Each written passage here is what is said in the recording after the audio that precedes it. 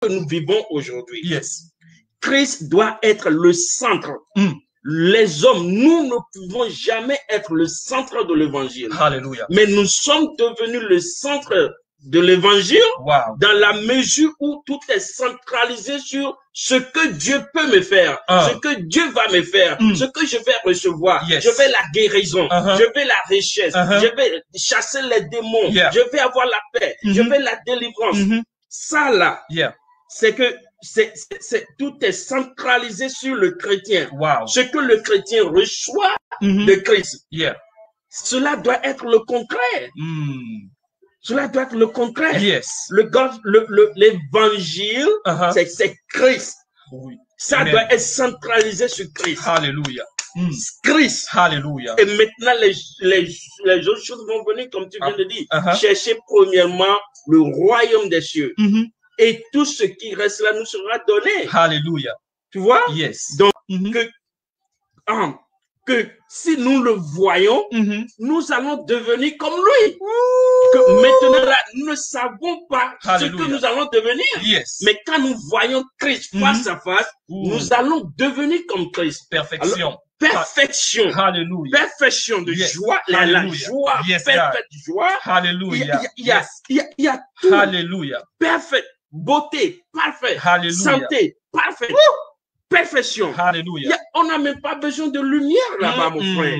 La Bible dit qu'on va marcher, les chemins sont construits avec de l'or. Yes, God. Donc, il y a perfection. Hallelujah. Et si, mon frère, ma soeur, tu nous écoutes ce soir et que tu n'as pas donné ta vie à Jésus-Christ, nous t'invitons et nous te supplions ce soir de recevoir Jésus-Christ dans ta vie. Hallelujah. Il y avait une fois, on était aussi là où tu es.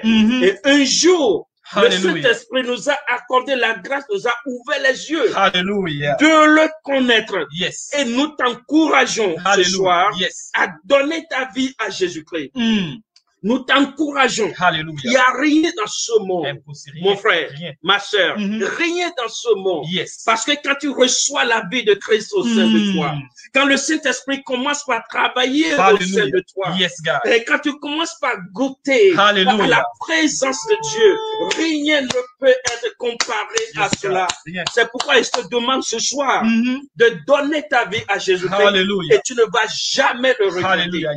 Jamais le regretter. Jamais. Hallelujah. On a ressuscité Lazare. Lazare était tombé malade. Et il a dit aux apôtres, il a dit à ses disciples, si vous croyez, vous allez voir la gloire de Dieu. Amen. Et c'est quoi la gloire? C'est quand Christ a ressuscité Lazare d'entre les morts, que les gens, les disciples ont vu la gloire du Messie, la gloire de Christ. Ils ont vu que Dieu est réellement avec cet homme. C'est ça la gloire de Dieu. Jésus a marché sur les eaux. Au point les disciples avaient peur, ils ont dit, mais quel genre d'homme est cet homme? Il n'arrivait pas à comprendre la gloire de Dieu. C'est que Christ a créé l'univers. Il a créé la matière. Il a créé l'eau. Et il est en train de prendre dominion. Il est en train de prendre la domination. Sur les eaux.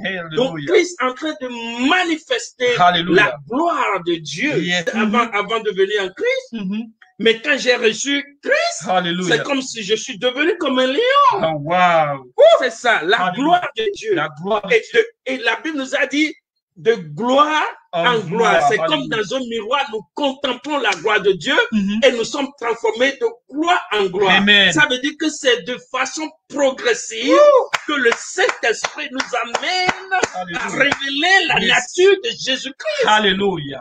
De façon progressive. Et nous devons bouger de gloire en gloire. Alors si tu me dis, frère Nestor, tu sais, mais j'avais l'habitude de faire, j'avais le feu pour le Seigneur, mais maintenant je vois un peu plus, mais tu n'évolues plus de gloire en gloire. Ça veut dire qu'il y a un problème là-bas. Toi et le Saint-Esprit, vous avez un petit problème. L'œuvre il semble que l'œuvre s'est arrêtée quelque part.